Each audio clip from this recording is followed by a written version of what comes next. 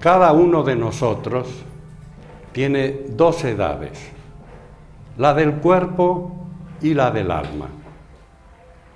A veces la edad del cuerpo y la del alma marchan parejas, otras veces marchan desparejas.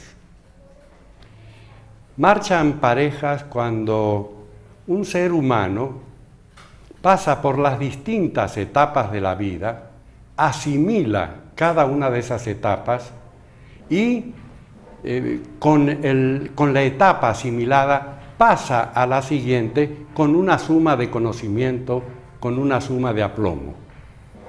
Otras veces, las distintas etapas de la vida se pasan trabajosamente y no se asimila cada una de ellas. Entonces, se llega a la vejez sin la maduración espiritual, sin la maduración anímica correspondiente. Vamos a poner un ejemplo de esto. Cada ser humano pasa por diversas etapas en cada existencia. Nacemos y durante 2 años somos bebés. Y durante esos 2 años los padres nos cuidan, nos alimentan, hasta que termina la edad de bebé y empieza la primera crianza, la primera edad de la crianza. Cuando el bebé pasa a ser una crianza pequeñita, hay una crisis de conducta.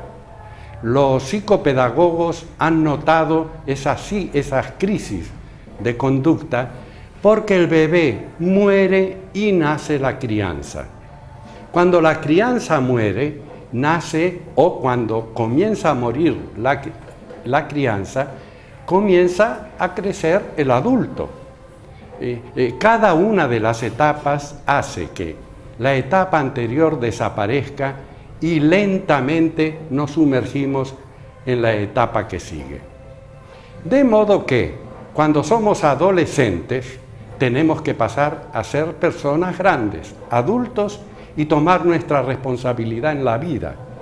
Pero si nuestra responsabilidad en la vida nos asusta, si estamos acostumbrados a que nuestros padres nos den todo y nos eviten cualquier problema, cuando nos encontramos que los problemas los tenemos que resolver nosotros, estamos con cierto susto, con cierto miedo, y no entramos a la etapa de persona grande, de persona que tiene que tomar su vida en sus propias manos.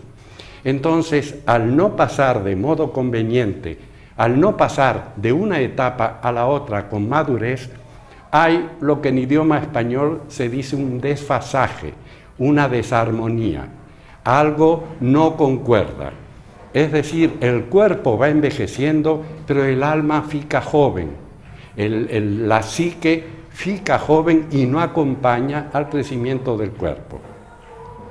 Se considera que casi todos nos tenemos esos arrastres y que una parte de nosotros, ya siendo personas mayores, siendo personas grandes, siempre tenemos algunas cosas infantiles en nuestra naturaleza.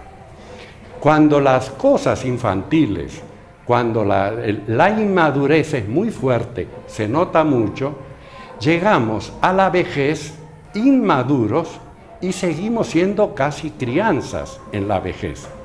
Todos conocemos estos casos. Hay mujeres y hombres que han llegado a una edad madura, pero su comportamiento no es el de esa edad. No acompañó el crecimiento del cuerpo, el crecimiento psíquico. Entonces nosotros encontramos esas conductas que no son las apropiadas. Cada uno de nosotros tiene algunas fallas respecto a esto. Es muy difícil encontrar personas de una total armonía entre el crecimiento del cuerpo y el crecimiento psíquico. Esas personas son de gran madurez, pero no solamente de gran madurez intelectual, también son de gran madurez de conducta, de madurez espiritual. Hasta hay hombres de gran talento, hombres y mujeres de gran talento, que tienen en su característica, en su naturaleza, aspectos infantiles. La historia ha recogido todas esas experiencias y esto es objeto del estudio de la psicopedagogía infantil. Los que se ocupan de la educación de los niños tratan de que en la niñez las experiencias se asimilen todas para pasar a la adolescencia con la madurez adecuada. Y la adolescencia tiene que ser asimilada de tal manera que cuando pasamos a la mayoría de edad, cuando ya somos adultos, haya una armonía entre el crecimiento físico y el crecimiento psíquico. Por eso, nuestra conducta detecta la edad del alma y la del cuerpo.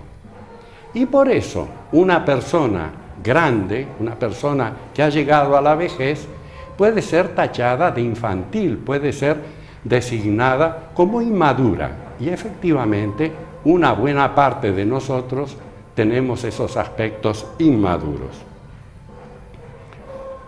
De más está decir que la teosofía acepta esa dualidad para el ser humano.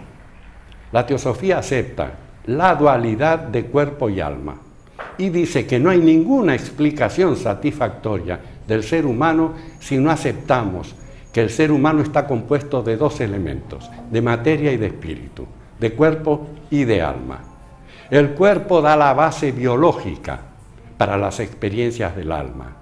Y el alma, el ser psíquico en nosotros, experimenta a través del cuerpo, realiza experiencias, a través de los 5 sentidos, explora el mundo exterior, los sentidos llevan información al mundo interior y la mente crece, la mente se desarrolla si esa experiencia que viene del mundo interior es aceptada de un modo maduro.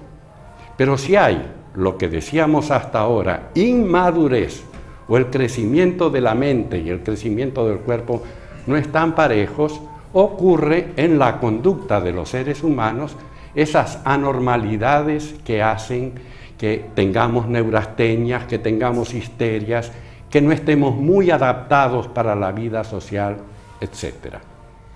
Luego hay en el hombre un compuesto. Por un lado, el hombre es un animal y por otro lado es una razón espiritual. Por el lado del ser animal no nos diferenciamos mucho del resto de los animales. Los animales, como nosotros, si no hacemos actuar nuestra mente, tienen instintos básicos. Los animales, pues, se mueven con sus instintos para desarrollar la propia vida y para desarrollar la especie. Para desarrollar la propia vida se come. El instinto de comer es un instinto natural. Cuando el bebé nace, nadie le enseña a ponerse en el pecho de la madre y tomar la leche de la madre. Eso se nace sabiéndolo. Es un instinto incorporado a la vida animal. Y en eso no nos diferenciamos de ningún animal. Cuando a los 13 o 14 años llegamos a la pubertad y hay un desarrollo del sexo, nadie nos enseña a ejercer el sexo. Eso también es instintivo. Y lo compartimos con todos los animales. ¿Qué no compartimos con los animales? El alma racional. Porque los animales siguen ciegamente al instinto, pero el hombre es un ser que se conoce a sí mismo, conoce los demás, conoce la naturaleza, conoce las leyes de la naturaleza, la evolución y determina su propia vida. Por eso, de los seres de la naturaleza, el ser humano es el único que tiene una cantidad de libre albedrío, una cantidad de libertad. Por ejemplo, un animal no viola nunca, un animal macho no viola nunca a una hembra, espera que la hembra entre en celo. Pero un ser humano viola a las mujeres, puede violar mujeres, pero ese mismo ser humano también puede ser casto, puede practicar castidad y puede transmutar su energía sexual en energía espiritual. Eso depende de cada uno de nosotros.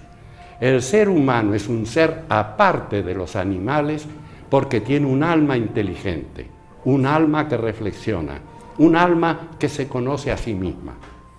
Todo tiene un alma en la naturaleza y todo tiene vida. Pero recordemos lo que nos dice Schopenhauer acerca de la conciencia humana.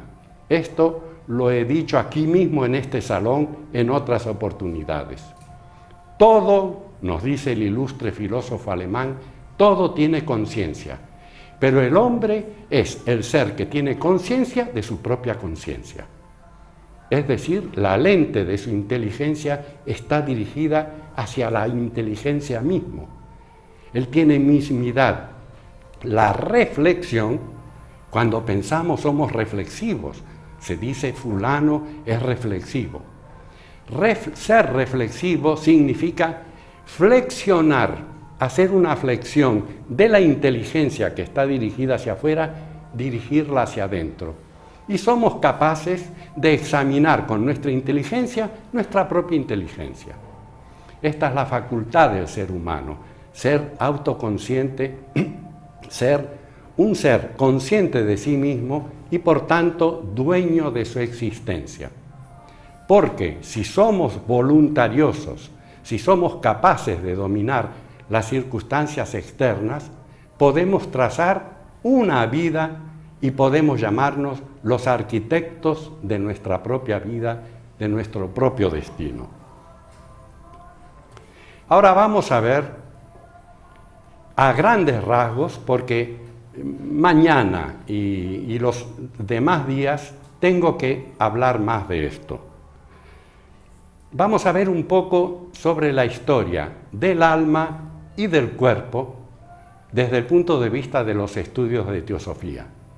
Diré que la teosofía es un cuerpo de doctrina, tiene enseñanzas fijas respecto a la evolución, a la naturaleza, al ser humano, al desenvolvimiento espiritual del ser humano.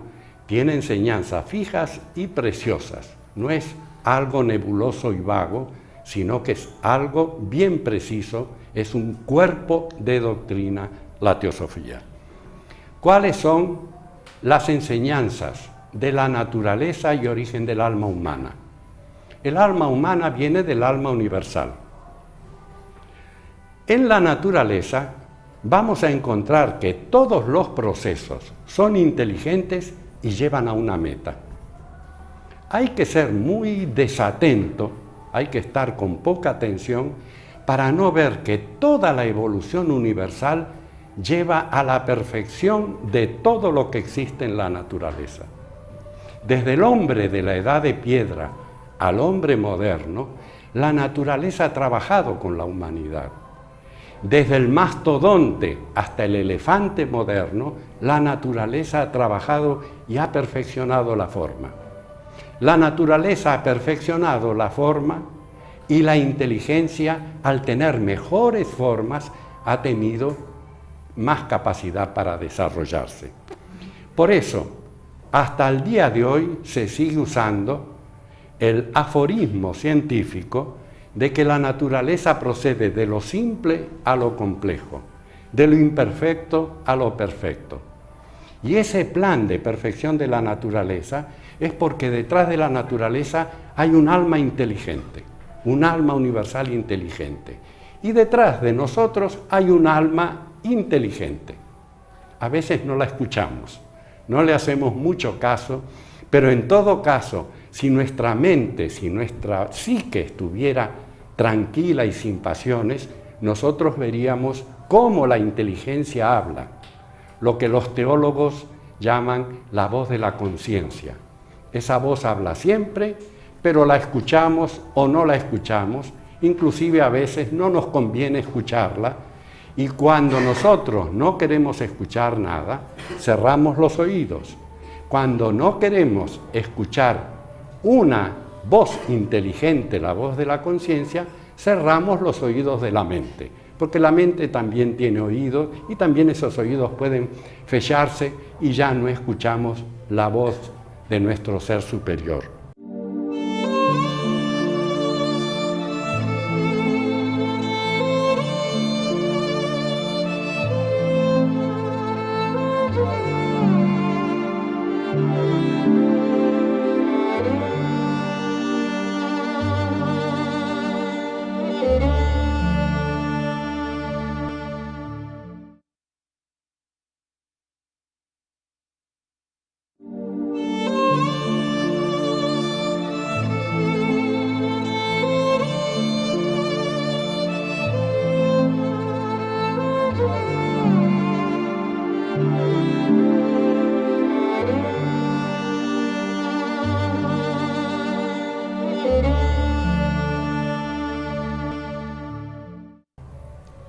De modo que el alma es un rayo, una proyección del alma del mundo.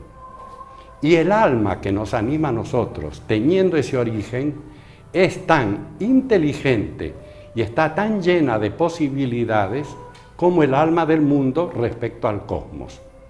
Así como el alma del mundo trabaja en el cosmos y todo lo que hay en el cosmos es llevado a una perfección cada vez más grande, más creciente, así el alma dentro de nosotros presiona, aun cuando a veces no queremos escucharla, presiona para llevarnos a una perfección cada vez más creciente. Esto respecto al alma del mundo. Voy a tener que hablar más de este asunto, pero ustedes recuerden que la enseñanza teosófica dice que la chispa divina, el alma que los anima a cada uno de ustedes, procede del alma del mundo, de la mente universal, de la conciencia divina universal. Esto está significando que dentro de cada uno de ustedes hay un tesoro muy grande, un tesoro que vale la pena que miremos hacia adentro y lo conozcamos. La evolución tanto del alma como del cuerpo puede encararse como se encara la palabra evolución en los estudios de filosofía. En los estudios de filosofía y en el lenguaje corriente, todos empleamos la palabra evolución. La palabra evolución es una de las palabras que más utilizamos en el lenguaje. Viene de una palabra latina, evolvere, que significa desenvolver. Algo está envuelto y entonces lo desenvolvemos. Algo está arrollado y lo desarrollamos. La evolución está indicando que algo que es, pero que está en sí mismo, tiene oportunidad a través del proceso, de un proceso natural, de desenvolverse, de aparecer, de obtener un desarrollo total. De ahí entonces que la palabra evolución implique que no hay cosas nuevas, sino el desarrollo de lo que siempre estaba, el desarrollo de lo que siempre fue. Hay que tener presente, cuando hablamos de evolución, que ese es el significado que se le da a la palabra en la cultura universal, en la cultura de todos los pueblos. Así pues, el alma humana tiene todas sus potencialidades y a través del proceso que llamamos evolución, esas potencialidades se van expresando una tras otra. La evolución, en todo caso, es como una semence a la que la naturaleza desarrolla. Si esa semence está guardada en un cajón del sitio del agricultor, nunca se va a convertir en un árbol. Pero la semence tiene un árbol dentro. El árbol no está afuera. Y cuando la semeamos y echamos agua, el árbol que está dentro de la semence se desarrolla, quiebra la semence y aparece un tronco, aparece un follaje, ramas, y tenemos un desarrollo total de un árbol que estaba implícito dentro de la semence. Este ejemplo es el que se usa en cuanto a la evolución. La evolución está indicando el desarrollo de algo que ya está potencialmente en nuestro interior. ¿Cómo evoluciona ese alma que tiene todo potencial? Evoluciona a través de un proceso que llamamos reencarnación. La reencarnación no es otra cosa, es bien simple. Es una vida que entra en una forma, utiliza esa forma, desarrolla y tiene experiencias en esa forma. Y cuando esa forma muere, pasa a otra forma. Toda vida y toda evolución es una vida que usa repetidas formas. En cada una de esas formas desarrolla algo de su potencial. Cuando va a otra forma por la muerte de esta, a la otra forma lleva la experiencia que trajo en esto. Por eso cada uno de nosotros tiene cualidades y experiencias que vienen de vidas pasadas. Tiene cualidades que no hemos desarrollado nosotros, se han desarrollado en anteriores encarnaciones. Lo que no tenemos que aprender en esta vida es porque lo aprendimos en otra. Y lo que nos cuesta mucho aprender en esta vida, o no podemos aprender en esta vida, es que recién empezamos. Así pues, el genio, el talento que dispongamos, no es nuestro, no lo hemos ganado nosotros. Eso se ganó en anteriores encarnaciones y cada uno disfruta de una cantidad más o menos grande de talento, pero también cada uno de nosotros sabe que tiene limitaciones. En lo que estamos limitados es en lo que estamos empezando a experimentar en este momento. Estas son algunas nociones acerca de la evolución del alma y la evolución del cuerpo. Recuerden que la naturaleza moldea la forma con un plan de perfección. Yo cité al hombre de las cavernas, al troglodita, y puedo citar a Beethoven, puedo citar a Einstein, puedo citar a algunos de los grandes hombres. Desde el troglodita hasta un Einstein, la naturaleza ha trabajado para perfeccionar la forma. El cerebro de un troglodita es una cosa muy rudimentaria. El cerebro de un Einstein es una cosa muy perfeccionada. Es un producto de la naturaleza que permite que el alma se exprese con el mayor brillo posible. ¿Cómo podemos ejemplarizar esto? Con un violín. Los grandes violinistas heredan de otros grandes violinistas o les compran a otros grandes violinistas unos 3 o 4 docenas de violines que hay en el mundo que fueron fabricados por Stradivarius, Amati, la Escuela de Cremona, etc. Son violines de una gran calidad. Un gran violinista, si ejecuta en esos violines, hace una ejecución perfecta de la partitura. Pero es si a ese gran violinista le damos un violín malo, de cuarta categoría, un violín que no suena bien, a pesar de todo su talento, a pesar de todo su genio violinístico, la obra va a salir fea, va a salir rústica, va a salir áspera, porque el violín no sirve. Es por eso que el cuerpo se va perfeccionando a medida que el alma va teniendo cada vez más poderes, más capacidad. Y en todo caso, los cuerpos más perfectos siempre están al servicio de las almas más evolucionadas. Ahora veamos algo del proceso del perfeccionamiento del alma, es decir, de nuestro perfeccionamiento. La vida de cada uno de nosotros ha sido dividida por algunos psicólogos en 2 grandes etapas. Una etapa es la etapa de la conquista del mundo. Otra etapa es la etapa en que se goza y también no se está tan preocupado y tan pendiente de todas las cosas que se han conquistado. La vida es periódica y cíclica, y cada día de nuestra vida es un ciclo de nuestra vida. Nosotros salimos a la mañana a trabajar con todo el vigor posible, desayunamos y salimos a la lucha diaria por la vida, cada uno de nuestros días. Y mantenemos esa vitalidad, esa fuerza hasta las 2 o 3 de la tarde. A partir de esa hora ya comenzamos a mirar el reloj para ver cuándo nos podemos ir a casa, cuándo podemos descansar, cuándo podemos entrar en sosiego. El impulso fue cediendo a la necesidad de vida interior, de sosiego, de calma, de cambio. Esto ocurre en cada día de nuestra vida y esto ocurre en toda una vida, si es que esa existencia, si esa vida se vivió normalmente y armónicamente, cuerpo y alma. Porque desde la juventud nos lanzamos a conquistar al mundo. El mundo tiene valores. Salimos del colegio, de la universidad y salimos con todas las fuerzas a la conquista del mundo exterior. Y esa lucha por la conquista del mundo exterior, por tener un lugar en la sociedad, por tener fama, por tener dinero, por tener poder, es lo que caracteriza una edad de la vida.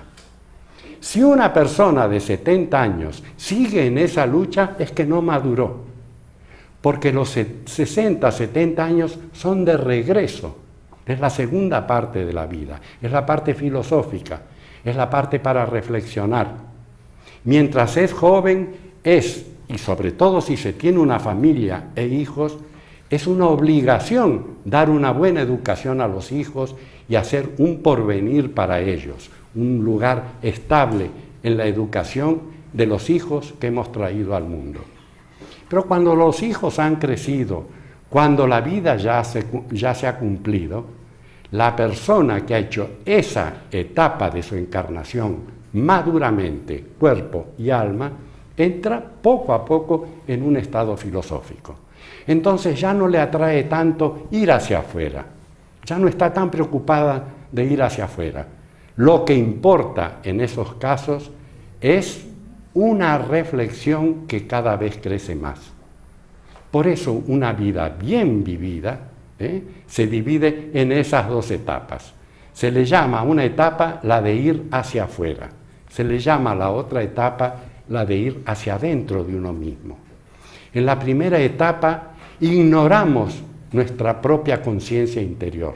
No nos damos muy bien cuenta de cuánto importante y valioso hay para investigar dentro de uno mismo. Pero en la segunda etapa empiezan las preguntas. En la segunda etapa sí comienza o debería comenzar el estudio de uno mismo, el ir hacia adentro.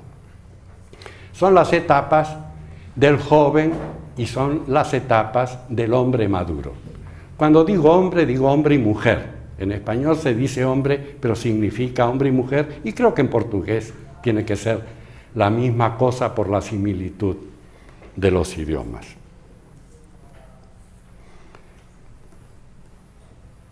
Durante gran parte de las encarnaciones, la atención de la conciencia está dirigida al mundo exterior. Es como en la juventud de una vida. En la juventud hay muchas cosas que nos atraen. ¿A ustedes no les ha ocurrido que tienen una fiesta, un baile, algún acontecimiento cuando tenían 18 años y el tiempo no pasaba y no llegaba nunca y uno decía, ¿cuándo llegará el día en que podemos ir a esta fiesta y estaremos gozando? El tiempo no pasa. Pero en la segunda etapa de nuestra vida el tiempo corre con mucha rapidez. Uno ya no está ansioso y entonces el tiempo psicológico también es distinto en la primera etapa y en la segunda etapa.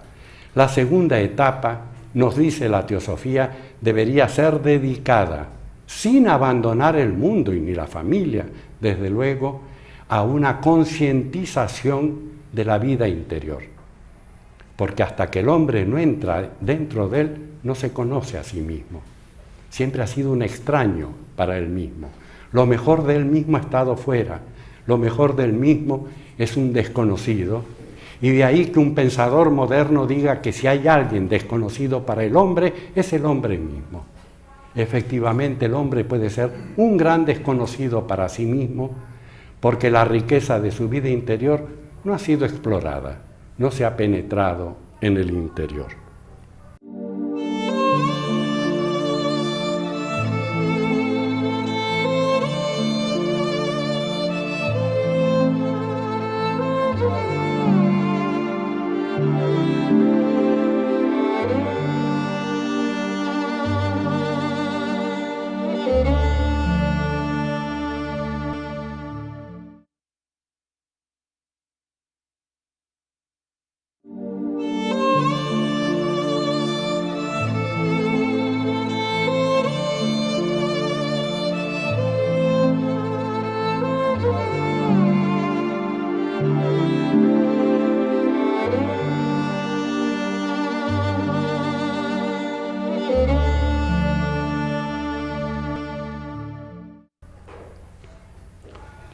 Cuando se llega a esa etapa, cuando el individuo llega a esa etapa de maduración, el tiempo de inflexión en que he ido hacia allá, pero me estoy haciendo preguntas y vuelvo hacia el lado interior del ser, en algún momento de nuestra vida y en algún momento de una de nuestras vidas, el filósofo nació dentro de nosotros. Esto es como dice Schopenhauer. Dentro de cada hombre hay un filósofo. Que se desarrolle en una existencia o no es otra cosa. Pero cada hombre puede hacerse las preguntas básicas de la filosofía. Y las preguntas básicas de la filosofía, ¿cuáles son? ¿Quién soy? ¿Qué estoy haciendo aquí? ¿De dónde vengo? ¿A dónde voy? ¿Todo esto tiene algún sentido o es una pura casualidad? Esas son las preguntas magnas de la vida. Cuando uno se las realiza, y esas preguntas se realizan en el interior de la conciencia, por la conciencia misma, nació el filósofo. Y cuando nació el filósofo, hay hambre de saber, porque al haber esas preguntas, uno sabe que tiene que encontrar respuestas para las mismas. Y el encontrar respuestas para los enigmas de la vida hace al filósofo. No es filósofo meramente el que pasa por la universidad, por la Facultad de Filosofía y Letras. Es filósofo todo aquel que tiene muchas preguntas, que se da cuenta de su ignorancia, que quiere vencer su ignorancia, porque sabe que hay mucho que no sabe y que tiene una respuesta inteligente. Entonces empieza la lectura de libros y empieza la interrogación de gente más inteligente que uno. Porque la persona inteligente no busca a tontos por amigos, busca a personas más inteligentes.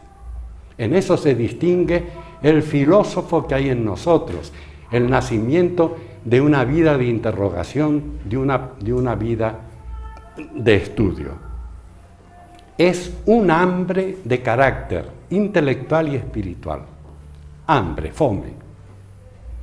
Si ustedes están en un festín y hay una mesa con muchos alimentos muy sabrosos y hay gente sentada a la mesa comiendo y ustedes miran a esa gente comer, ustedes no satisfacen el hambre, el fome.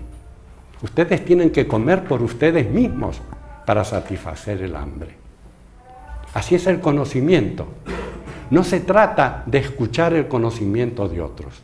En esta etapa uno quiere conocer por uno mismo. Estoy caracterizando al ser pensador, no al ser que vive para comer y para reproducirse sexualmente. A este lo dejamos porque va a madurar en algún momento. Estoy hablando de nosotros, porque si estamos acá reunidos es porque tenemos preguntas en nuestra mente. Y sabemos que hay contestaciones para esas preguntas y tenemos hambre de encontrar las respuestas. De modo pues que lo filosófico es comer de la comida denominada sabiduría, saber, conocimiento. Y el filósofo no se contenta con que otros le cuenten. Es como el que tiene necesidad de conocer el mundo. Alguien fue a Europa y uno pregunta cómo es Francia, cómo es Italia, cómo es Holanda. Pero el que tiene necesidad de viajar, busca los modos de viajar, se hace de dinero para viajar y entonces va y conoce por sí mismo. Si alguno de ustedes ha viajado por algunos lugares del mundo, es posible que antes hayan leído libros y hayan mirado fotografías y hayan consultado mapas de las distintas regiones. Pero no les ha ocurrido que una vez que llegaron a ese lugar es diferente. La cosa es diferente, es la experiencia directa, es la experiencia propia. Alguien nos puede decir que hay un estado de éxtasis, puede describirnos un estado de éxtasis, de iluminación interior. Pero eso no alcanza y hay que llegar uno a ese estado de iluminación interior. Lo que estoy queriendo decir es que cuando despierta en nosotros la fome de sabiduría, se satisface solamente comiendo. ¿Comiendo qué? De conocimientos. Esos conocimientos pueden encontrarse en parte en libros, pero la experiencia espiritual la tiene que hacer cada uno, no la puede hacer otro por nosotros. La naturaleza impide que se dé experiencia espiritual como presente. La experiencia espiritual la tiene que experimentar cada uno por sus propios esfuerzos. Esto es lo que llamamos hambre por la verdad. Bueno, hemos llegado a un punto de nuestra evolución y tenemos no solo curiosidad, sino una efectiva necesidad de saber. En primer lugar, porque nos dimos cuenta de nuestra ignorancia. Cuando comienzan las preguntas y no tenemos respuesta, nos damos cuenta de que somos ignorantes. Miren ustedes, la persona ignorante que no sabe que es ignorante, que todavía no despertó al saber, esa persona, si se le llama ignorante, se ofende, contesta con violencia, con agresión. Pero si a un sabio se le dice que es ignorante, él dice, sí, soy ignorante, hay muchas cosas que no sé. De manera pues que a medida que nuestra capacidad se va desarrollando, nuestra capacidad de ver cuán ignorantes somos también va creciendo. Nuestra capacidad de ver la ignorancia en que nos encontramos sumergidos, lo que en filosofía se llama nesciencia, falta de ciencia, falta de gnosis, falta de saber, es algo que uno percibe y por eso, repito, se busca a los que saben más, se interroga los libros, se interroga la naturaleza y se interroga a la propia conciencia interior. Es una etapa en la vida, una etapa muy extraordinaria y también de mucha belleza. Es como el que tiene una pared delante, la pared cae y ve un horizonte y puede caminar a través del espacio por ese horizonte y se siente libre, porque el conocimiento es una ampliación de la conciencia. Cada vez que cae un velo de ignorancia, la conciencia se expande. Hay una satisfacción muy grande y la señora Agnes Besant, que era una ilustre teósofa, cuenta o dice, pone un ejemplo, el ejemplo de cuando compramos un par de zapatos, no nos damos cuenta muy bien y es un poco pequeño para nuestro pie. Entonces ponemos los zapatos y salimos a caminar, pero como el zapato es más pequeño que el pie, produce lastimaduras y duele mucho, los pies se hinchan, los pies sufren mucho. Entonces, dice la señora Besant, ¿qué hacemos cuando llegamos a casa? Abrimos la puerta, desacordonamos los zapatos y los tiramos lejos. Y entonces el pie se expande y sentimos un alivio. Ella dice, esta autora, ella dice que la conciencia es lo mismo, que la ignorancia es como un zapato apretado y que a medida que el zapato se amplía o que nos sacamos de la conciencia el zapato apretado, surge en nosotros una expansión de conciencia y una felicidad muy grande. Así que estamos dispuestos al saber. Hemos iniciado un periodo de nuestra vida y le vamos a dedicar cada vez más tiempo a resolver problemas interiores. Los problemas exteriores se seguirán resolviendo, pero lo que ahora nos interesa es resolver problemas de carácter interior. Pero no es tan fácil. No es tan fácil resolver problemas de carácter interior, porque la naturaleza humana se mueve accionada por dos grandes fuerzas, que se conocen como fuerza centrífuga y fuerza centrípeta. Hay un efecto retardatario en las cosas. Cuando saltamos para elevarnos, hay una fuerza de gravedad que nos trae otra vez a la Tierra. Es decir, que todo esfuerzo que hacemos para el progreso se va a ser contrarrestado por una fuerza que va a decir, ¿y para qué me voy a preocupar? Y quizás lo dejo más adelante para cuando esté aposentado. Pero cuando uno está aposentado, el cerebro está viejo y no puede progresar mucho. Las cosas hay que hacerlas en el momento en que tienen que ser hechas, y es que apenas apareció la posibilidad del conocimiento, esa oportunidad hay que tenerla en nuestras manos. Los griegos pintaban a la oportunidad como una diosa, y esa diosa tenía 3 pelos muy largos y gruesos en la frente, y pasaba a gran velocidad. Entonces, el que veía venir a la oportunidad tenía que tomarla por esos 3 pelos y retenerla, porque si no se apuraba, la oportunidad pasaba y quién sabe cuándo volvía. Todos lo sabemos por nuestra vida. Hemos perdido oportunidades, después no aparecen por mucho tiempo. Esto es porque los teósofos estudiamos la ley de ciclos y la ley de periodicidad.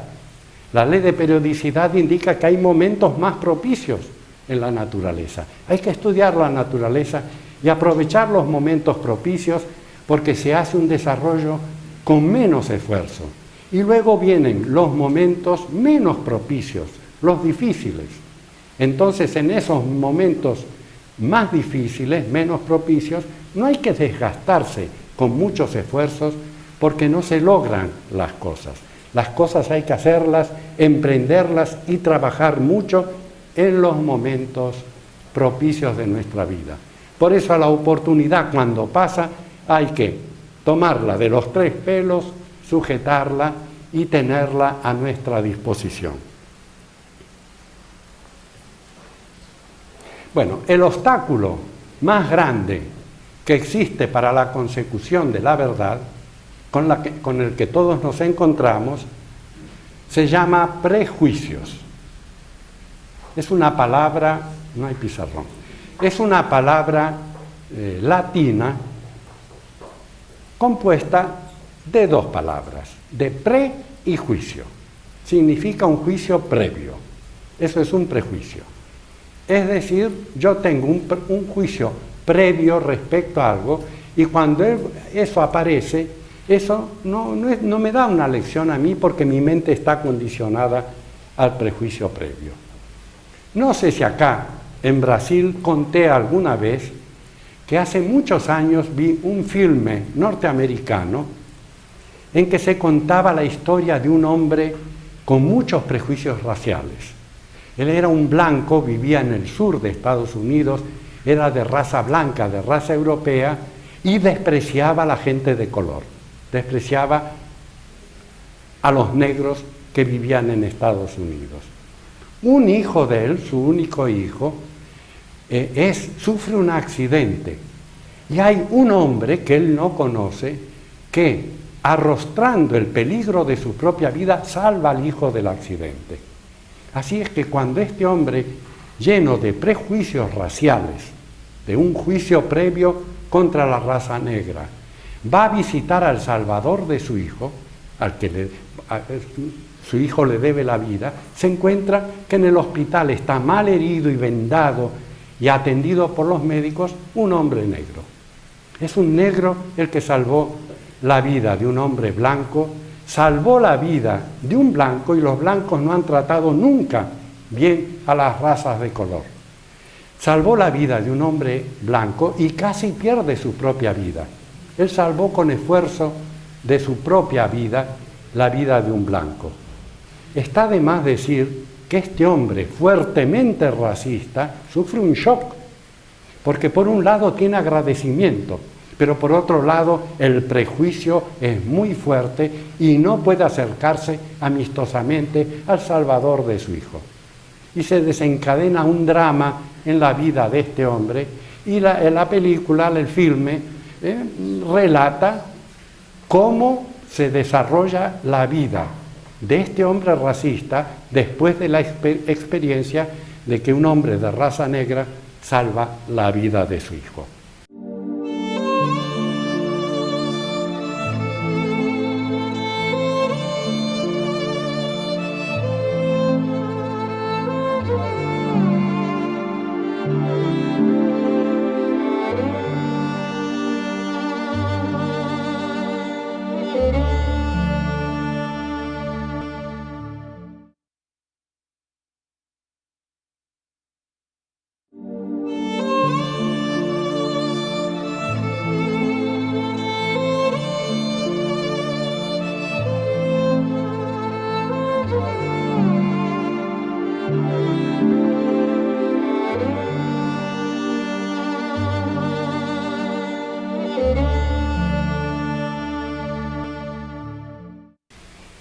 El prejuicio no es solamente racial.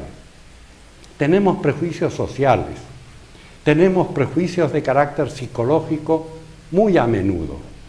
Y por eso, cada vez que vamos a hacer algo bueno, el prejuicio en la forma de la comodidad y en la forma del no me involucro, no me meto en esto, actúa.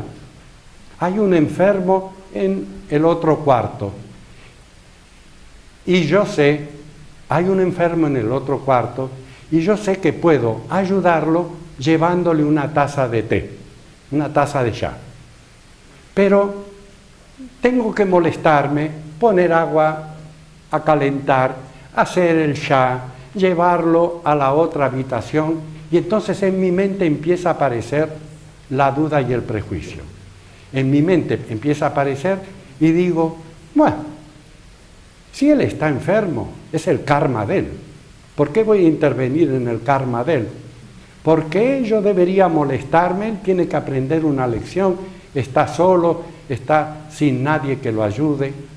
Es decir, el prejuicio inventa justificaciones. Y la justificación más grande es no progreses porque hay miedo al cambio.